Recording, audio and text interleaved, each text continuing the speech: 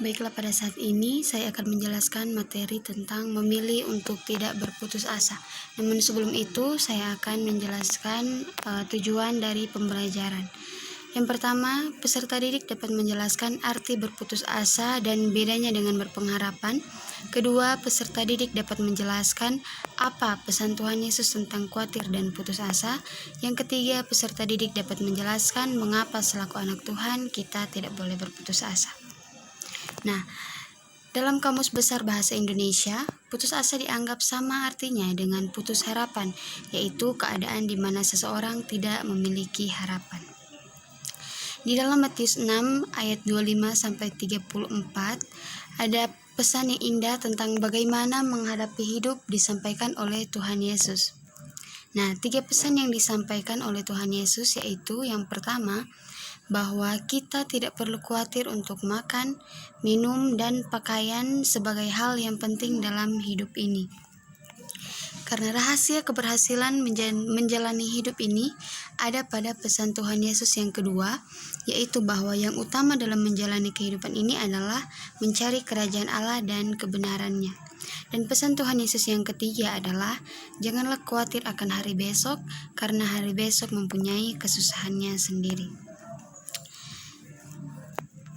Nah, di sini dituliskan bahwa hal yang kita butuhkan memang merupakan sesuatu yang kita perlukan untuk membuat kita semakin bertumbuh dalam pengenalan akan Dia dan semakin berkarya demi kebaikan sesama.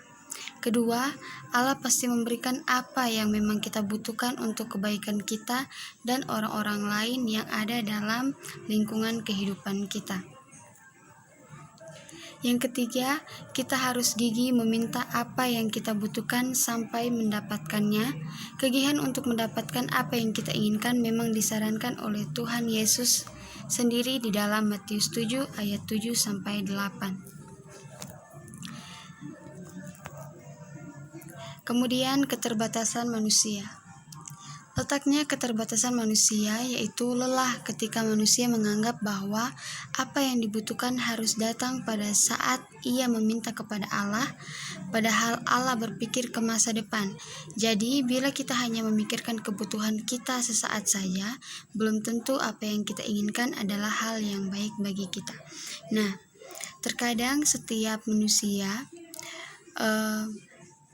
ketika mengharapkan atau meminta sesuatu kepada Tuhan, dia ingin pada saat itu juga doanya atau permintaannya harus terkabul. Padahal ketika kita berdoa atau ketika kita meminta sesuatu kepada Allah, tentu kita akan melalui proses-proses yang akan diberikan kepada Allah untuk kita. Bukan hanya sekedar meminta, bukan hanya sekedar berdoa, tapi juga kita harus bekerja.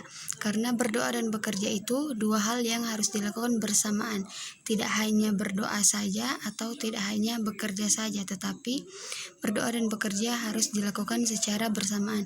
Karena jika kita hanya berdoa dan tidak bekerja, apa yang kita butuhkan, apa yang kita inginkan pasti tidak akan kita dapatkan. Kalau kita hanya bekerja dan tidak berdoa, apa yang akan kita dapatkan pasti tidak akan menjadi berkat bagi kita ataupun menjadi berkat bagi orang lain atau orang di sekitar kita. Jadi di situ terletak keterbatasan manusia, yaitu ketika meminta kepada Allah, dia menganggap bahwa apa yang dibutuhkan harus datang pada saat ia meminta kepada Allah. Tidak mempunyai kesabaran yang tinggi, tidak mempunyai iman yang besar bahwa apa yang diinginkan akan Tuhan penuhi pada waktu dan kehendak Tuhan, bukan pada waktu dan kehendak kita sebagai manusia. Jadi itu materi kita memilih untuk tidak berputus asa. Memilih untuk tidak berputus asa ada yang namanya keterbatasan manusia yang sudah dijelaskan tadi. Jadi di saat kita menjalani kehidupan kita dan kita mengalami titik di mana kita putus asa, kita harus berpikir dan kita harus mengimani bahwa apa yang kita alami saat ini itu adalah proses pendewasaan Tuhan bagi kita. Jika kita putus asa dalam menjalani kehidupan kita harus berdoa, kita harus meyakini bahwa rencana Tuhan adalah yang terbaik bagi kita. Jika kita belum memiliki apa yang kita butuhkan atau apa yang kita inginkan pada saat ini, kita harus mengimani bahwa Tuhan menyediakan sesuatu yang lebih baik bagi kita ke depannya sesuai dengan kehendak dan waktu yang terbaik dari Tuhan untuk kita manusia. Nah, jadi kesimpulan di materi kita pada saat ini yaitu putus asa adalah keadaan di mana seseorang tidak memiliki harapan. Jadi putus asa adalah kebalikan dari kondisi berpengharapan. Nah, Tuhan Yesus mengajarkan kita untuk tidak berputus asa dan khawatir terhadap hidup ini karena Allah Bapa memelihara kita dengan sungguh baik.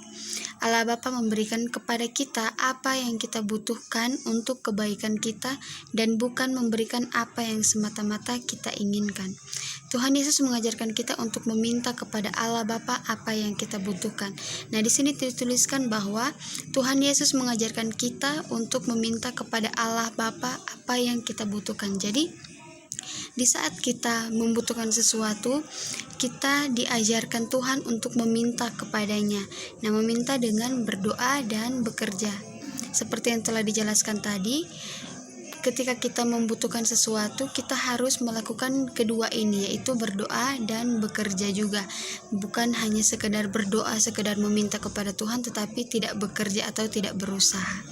Nah, di sini dituliskan juga bahwa Allah Bapa memberikan kepada kita apa yang kita butuhkan untuk kebaikan kita dan bukan memberikan apa yang semata-mata kita inginkan. Jadi, Allah akan memberikan kepada kita apa yang kita butuhkan, bukan hanya semata-mata apa yang kita inginkan, karena yang kita butuhkan lebih penting daripada yang kita inginkan. Jadi, itulah kesimpulan untuk materi kita pada saat ini. Dan kiranya materi ini boleh dipahami dengan baik dan boleh dimengerti dengan baik apa arti berputus asa dan bedanya juga dengan berpengharapan, karena berputus asa di sini kebalikan dari kondisi berpengharapan, di mana berpengharapan adalah kita berpengharapan kepada Tuhan, yaitu menyerahkan seluruh kehidupan kita dan terus berharap kepada Tuhan, tidak menyerah, tidak putus asa, dan tidak gampang jatuh dalam pencobaan. Nah, itulah materi kita pada saat ini. Terima kasih, Tuhan Yesus memberkati.